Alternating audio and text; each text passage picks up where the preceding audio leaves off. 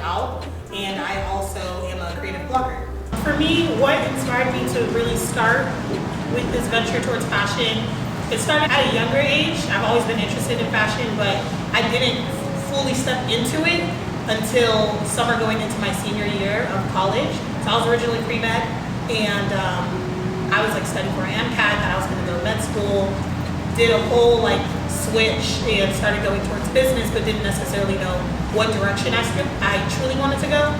And so with that, that was when I started dabbling into different things that interest me, and being more creative than what's factually told to us that is supposed to work out for life and what makes more sense. And so that was when I had started my YouTube channel in June of 2017. And I titled it the Elizabethan era because during that reign there was a lot of William Shakespeare and poetry and just a lot of creative space going on during a time frame when everything is supposed to be the hierarchy or what it factually makes sense. And so kind of stepping out of that was what pushed me to start the channel. And so my channel was very faith-based but also very fashion-based. And so through that, a lot of people would be like, hey, like, I like the way you dress, can you style me? And I was like, yeah, like, girl, I got you. And then it'd be like, hey, where'd you get that? And most of the places that I shop are like random, but also I thrift heavy. Like I'm really into thrifting. And so that was the idea and the concept of others kind of coming towards me before I could set up a blueprint and a foundation and say like, hey, I'm going to start actually marketing and this is my business and this is what's gonna happen. It was more so like a passion that I don't mind doing it for free. I already do it for myself, why not help the next person? Then it kind of became overwhelming just with everything going on in life. So I was like, okay, let me monetize this then. And so that was when I had started my company, EO & Co., Elizabethan and Company. And ever since then, things have just been moving really fast. There's been a lot of opportunities. And so yeah, overall, now where I'm at in life, I'm an image consultant. So I style women, as I had said earlier in the introduction. And next month I'll be launching my upscale resale boutique or the tricks, or when I have one-on-one interactions with my subscribers and they're like, hey, like, can you send me this? And I'm like, yeah, sure. Or like, let's get on a conversation, I'll style you, what event do you have? It wasn't until one of my sorority sisters was telling me, because she's a real estate agent, and she was like, hey, I have to go into a rebranding and I need someone to style me 4 different outfits, all this stuff. And I was like, oh wow, that's a lot. And she was like, yeah, like I want you. And I was like, okay, so what's the idea, what's the concept? And she's like, no, before I tell you all of that, tell me what your price is. And I was like, well, you're my sister, so why would I charge you? And she was like, no, like I truly believe in what it is that you're doing, and I want you to believe in yourself. So do the research, figure out what your price margin should be, let me know, and we can work with that. And I was like, okay, great. And so the idea of kind of self-doubt, sometimes you'll know your worth, but you won't really realize it until you see that someone else has already seen your potential. That's when you start really believing in yourself, like, wow, someone who I have a close relationship with is offering full, like, I'm not trying to get a discount from you. And one thing you'll learn in business is the people that support you the most are gonna be the people that don't really know you, because they're not gonna be the ones asking you for a negotiation. They're the ones that are like, oh, you said this is the price? Bet, PayPal, let me send you the invoice. But it's your friends that will say, hey, I'm going out, what top do you think I should wear with this? Hey, I have this event, can you come shopping with me? And they do it in such a subtle manner to where you're like, yeah, like you're my friend, I'm already gonna do this. But you have to realize you're giving out free game, you're giving out free service that you should technically be paid for. Adding on to your part of realizing what's a chess move versus a checker move. Oh, you're saying the chess move or a check move. Oh, okay. I see you. I recently had a conversation this was through my corporate job with IBM, and he's like an account executive.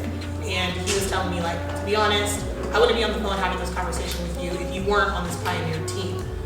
Most people in your position are not given these responsibilities. And I want you to know, yes, you have your margin and your quota that you're supposed to obtain, but the game that people don't truly tell you is that you have to add value to others. So where you may be thinking, well, I'm not getting comped on this, so I'm not gonna do it, you have to think long term. If I do something for someone else and it's free and I'm not getting paid in return, my investment's gonna come years later, months later, when they say, hey, I'm gonna give you a referral, in XYZ. So you can work with, per se, a client, you can style them, and you may not get paid because of their status. But the moment they publish all your work, all the referrals that come from that one client, that's the investment that you got back. And so you have to just realize which one's worth the money right now, currently, and which one's gonna be an investment that I'm gonna get more exposure from that. So yeah, that's right. Chess move versus a check move. Oh, yes. Check is money. So chess means like lateral, like does it help your portfolio? Does it move you into another way, or is it only for a check? Makes sense. Chess move, check move. Yeah. With this side of the panel, as far as mistakes happen for a reason, I'm very big on my faith and knowing that God aligns my path, and everything that I've gone through is for a reason.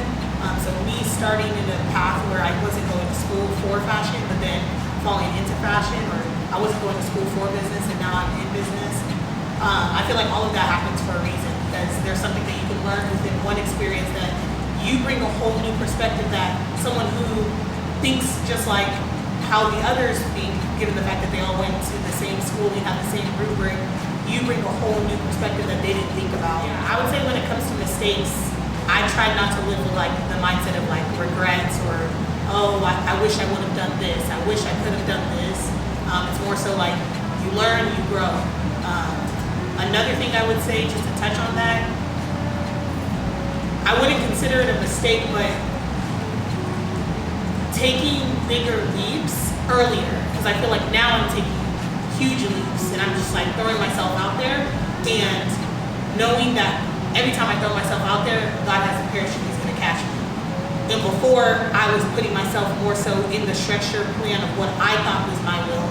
So I wouldn't call that a mistake, but that's something that, what I know now, I wish I would have reverted, and I could have propelled myself a little bit further. The balance is solely up to you. It's kind of by choice. Everyone has the same 24 hours in a day, so you just kind of have to push yourself in that manner.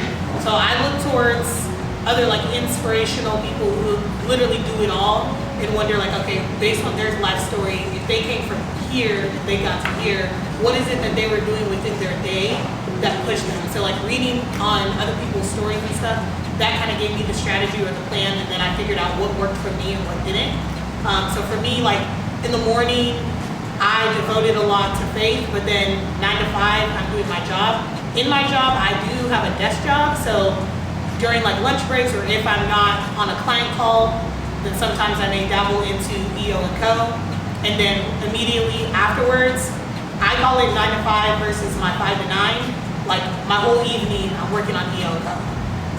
And so having that mindset of like having to put blocks and really discipline yourself. Like if you know in your personal life you want to work out 4 times a week, make sure you get that, but you make sure you also invest in your business and build your empire while still building the other empire for your 9 to 5. In 10 years, I ideally see myself being my own boss full-time and not splitting it up. I see myself taking all the skills and the knowledge and the experiences that I've had within the time frame and putting it together for the finished product. I know for a fact I'm not at my finished product, but I definitely see myself in a space where I'm able to get paid to be myself. And I don't have to dim my light for anyone. I don't have to hide who I am for anyone. I can showcase every aspect of myself and be a self-made millionaire.